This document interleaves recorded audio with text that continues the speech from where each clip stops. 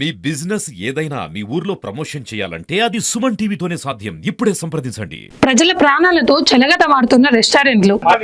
Issue చేయడం మాకేమవసరం అండి. హలాల్ చేసిన తర్వాత బ్లడ్ లోపల ఉంటుందా? ఎట్లుంటది బ్లడ్? ఎట్లుంటది?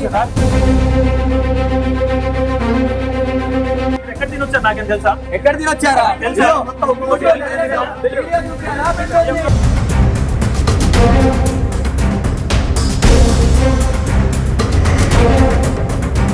భద్రాద్రి కొత్తగూడెం జిల్లా ప్రముఖ రెస్టారెంట్ రైస్ గ్రాండ్ రెస్టారెంట్ లో బిర్యానీ తిని కుళ్ళిన మాంసంతో వ్యక్తికి అస్వస్థత.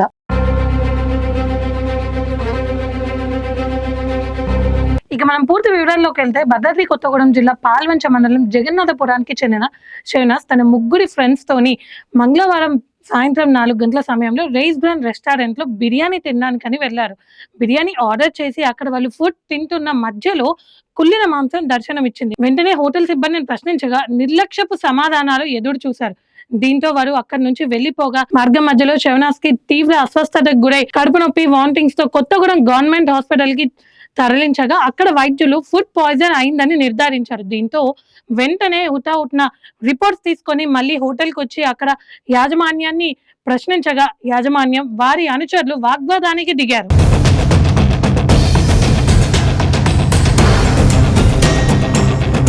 కొత్తగా స్థాపించిన ఈ రైస్ గన్ రెస్టారెంట్ లో 3 నెలల వ్యవధిలోనే ఇది రెండవ కంప్లైంట్.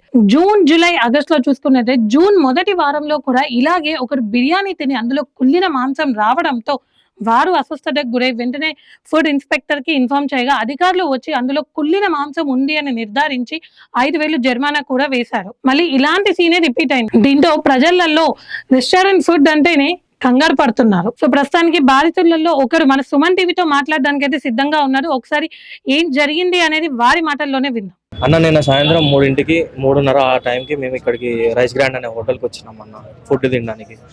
అదే ఫుడ్ తినడానికి వస్తే మేము ఇక్కడ నేను నాతో పాటు ఇంకో 2 ఫ్రెండ్స్ ఫుడ్ తినడానికి వచ్చినాం. మేము ఇక్కడికి వచ్చిన తర్వాతకి బిర్యానీ ఆర్డర్ పెట్టినాం అన్న. బిర్యానీ ఆర్డర్ పెడితే దాని తర్వాతకి హాఫ్ తిన్నాం. ఫస్ట్ రైస్ ఒకటే తిన్నాం. ఇక ఆకలి అవుతుంది అనేసి అంటే రైస్ ఒకటే తిన్న తర్వాతకి మేము ఏంటంటే మెల్లమెల్లగా కొంచెం ముక్కలు తినడం స్టార్ట్ చేసాం. దాని తర్వాతకి ఒక పీస్ని ఇట్లా ఓపెన్ చేసి చూస్తే అన్న మొత్తం ఫంగస్ వచ్చిందన్న. ఫంగస్ అయ్యి మొత్తం బ్యాక్టీరియా వచ్చేసి మొత్తం గలీజ్గా ఉందన్న. చాలా అసలు తినలేకపోయినా అన్న. చూసిన తర్వాతకి అప్పటికప్పుడు మేనేజ్మెంట్ పిలిపించి ఏందన్నా దీని పరిస్థితి ఏంది, ఇట్లా ఫుడ్ ఏందన్నా ఇంత ఖరాబ్గా ఉంది, ఇట్లా ఫుడ్ ఇట్లా సర్వ్ చేస్తారు ఏందన్నా, మేము పైసలు పెట్టి తీసుకుంటున్నాం అన్న, మీరేం మాకు ఫ్రీగా ఇవ్వట్లేదు అనేసి అడిగితే వాళ్ళ దగ్గర నుంచి అసలు ఏ రెస్పాన్స్ లేకుండా సైడ్కి వెళ్ళి ఆయన పని ఆయనే చూసుకుంటాడు, అక్కడనే కూర్చొని ఉన్నాడు, ఏ రెస్పాన్స్ లేదు. దాని తర్వాతకి ఇంకొక 2-3 ఎవరు వచ్చారు. 2-3 వచ్చిన తర్వాతకి వాళ్ళతో మాట్లాడిన తర్వాతకి మేము అక్కడి నుంచి డిస్కస్ అయిపోయిన తర్వాతకి కొంచెం ఒక హాఫ్ అన్ అవర్ 1 అవర్ అవ్వగానే మా ఫ్రెండ్ కాడికి మా ముగ్గురులో ఒక ఫ్రెండ్కి షాన్వాజ్ అనే అబ్బాయికి ఏమైందంటే కడుపు నొప్పి అనేది స్టార్ట్ అయింది. కడుపు నొప్పి అని స్టార్ట్ అయితే కార్ పక్క కాపి మేము ఏం చేసినాం అంటే వాడికి వామిటింగ్స్ అయినాయి. అప్పటికి కంటిన్యూస్గా ఒక 2-3 టైమ్స్ అయినాయి అన్న.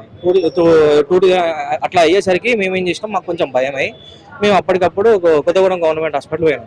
గవర్నమెంట్ హాస్పిటల్ పోయి అక్కడ మెడికల్ టెస్ట్ చేయించుకొని అక్కడ రిపోర్ట్ రాపించుకొని డాక్టర్ని కన్సల్ట్ అయితే ఫుడ్ ఇన్ఫెక్షన్ అయింది, ఫుడ్ పాయిజన్ అయిందని చెప్పిన తర్వాతకి సంథింగ్ ఏదో స్కానింగ్ రాశారు. స్కానింగ్ రిపోర్ట్లు నార్మల్ స్కానింగ్ చేయించుకొని రండి, స్టమక్ వాష్ చేయించుకొని రండి అనేసి అని చెప్పారు. దాని తర్వాతకి స్టమక్ వాష్ చేయకుండా డైరెక్ట్గా మేమేం చేసినామంటే ఇక్కడ హోటల్కి వచ్చాను. అదే రిపోర్ట్లు తీసుకొని వచ్చి మాట్లాడదాం అంటే ఏందన్నా ఇట్లా మా వాడికి ఫుడ్ పాయిజన్ అయింది అది ఇది అనేసి అని చెప్తామంటే వాళ్ళ దగ్గర నుంచి అయితే ఏంది ఇప్పుడు ఆ చిన్న ముక్కే కదా ఏమవుతుంది అన్నట్టుగా మాట్లాడుతున్నా. చాలా ఇర్రెస్పాన్సిబుల్గా ఫీల్ అయ్యారన్న. వాళ్ళు అట్లా చేస్తున్నారు. ఇప్పుడు నార్మల్గా అన్న, ఇప్పుడు మనమేమి ఫ్రీగా తినడానికి రాలేదన్న. ఇప్పుడు ఇంట్లో తింటాం రోజు, కాకపోతే ఇక ఇంట్లో మించి ఒక ముద్ద ఇట్లా తిన్నాం, స్పెషల్గా తిన్నామన్న.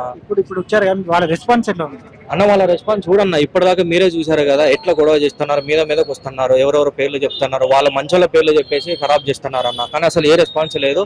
దాంతో పాటు మీకు ఎంత అయింది నిన్న నైట్ కూడా అన్న, నిన్న నైట్ ఏమంటున్నారంటే ఎంత కావాలి మీకు, తీసుకొని వెళ్ళిపోండి, కాంపెన్సేషన్ అన్నట్టు చేస్తాం, ఇంకా ఎక్కడ మాట్లాడకండి, ఇంకా ఎక్కడ ఈ టాపిక్ తీయకండి అన్నట్టు మాట్లాడుతున్నాం అన్న. ఫుడ్ ఇన్స్పెక్టర్ కూడా వచ్చి ఫుడ్ ఇన్స్పెక్టర్ ఏముంటుంది, ఫుడ్ ఇన్స్పెక్టర్ సార్ వచ్చి నార్మల్గా నిన్నటిది మరి వీళ్ళైతే నిన్నటిది ఇచ్చా అనేసి అని చెప్తున్నారు శాంపుల్. మరి నిన్నటిది ఇచ్చారో లేదో తెలియదు, కానీ ఆయన అయితే వచ్చి తీసుకొని వెళ్ళారు. ఇదేనా జరిగింది. వీళ్ళ దగ్గర నుంచి అయితే ఎటువంటి రెస్పాన్స్ లేదు. వీళ్ళ దగ్గర నుంచి అసలు రెస్పాన్స్ లేదన్న. చూసారు కదా ఇప్పటిదాకా ఇంత మీదకి వస్తున్నారు. మేము అడిగే క్వశ్చన్లకు ఒక్కదానికి కూడా సమాధానం చెప్పట్లేదు. మొత్తం మీరు ఎంతమంది ఉన్నారు అన్న మేము ముగ్గురం ఉన్నాం అన్న. ఇంకో 2 మెంబర్స్ ఎక్కడ హాస్పిటల్? ఇప్పుడు ఒక ఆయన అయితే హాస్పిటల్లో ఉన్నాడు, ఆయనతో పాటు ఇంకో ఆయన కూడా ఉన్నారు అన్న. నేను ఇప్పుడు ప్రస్తుతానికి నేను ఇక్కడ మీరు ఏం స్టెప్ తీసుకోబోతున్నారు అన్న ఫర్దర్ గా అన్న. మాకు మేము మనీ గురించి వీళ్ళు అంటున్నారు అన్న ఇందాక నుంచి డబ్బుల కోసం ఏదంతా లేకపోతే ఫేమ్ కోసం ఏదంతా అనేసి అని అన్నట్టు అంటున్నారు అన్న. డబ్బుల గురించి సమస్య కాదన్న, డబ్బులు మాకు అవసరమే లేదన్న. కానీ ఇక్కడ ఏంటంటే అన్న ఆల్రెడీ మేము ఇక్కడ మాకు తెలిసిన వాళ్ళు కూడా చాలా మంది చెప్తూనే ఉన్నారు. ఇప్పటికీ 2-3 టైమ్స్ రిపీట్ అయింది ఇట్లనే. ఇప్పుడు మీతో పాటు 3rd టైమో 4th టైమో అనేసి అని చెప్తాను అన్న. ఇట్లా మాకు ఇంకొకసారి ఈ పరిస్థితి ఇంకెవరికి రాకుండా చూడాలి అనేది మా ప్రయత్నం అన్న. మాకు ఇప్పుడు ఏం స్టెప్ తీసుకోబోతున్నారు అన్న? ఇప్పుడు నార్మల్ గా మేము లీగల్ గా అయితే ఏదైతే తీసుకోవాలో ఆ ప్రతి ఒక్క యాక్షన్ తీసుకుంటాం అన్న. మా దగ్గర నుంచి ఏ కాంప్రమైజేషన్ వద్దు, ఏ పైసలు అసలు ఎవరితో ఏముందన్న. మేమైతే డైరెక్ట్ గా లీగల్ గా ఏం చేయాలో చేస్తాం అన్న. అదన్న.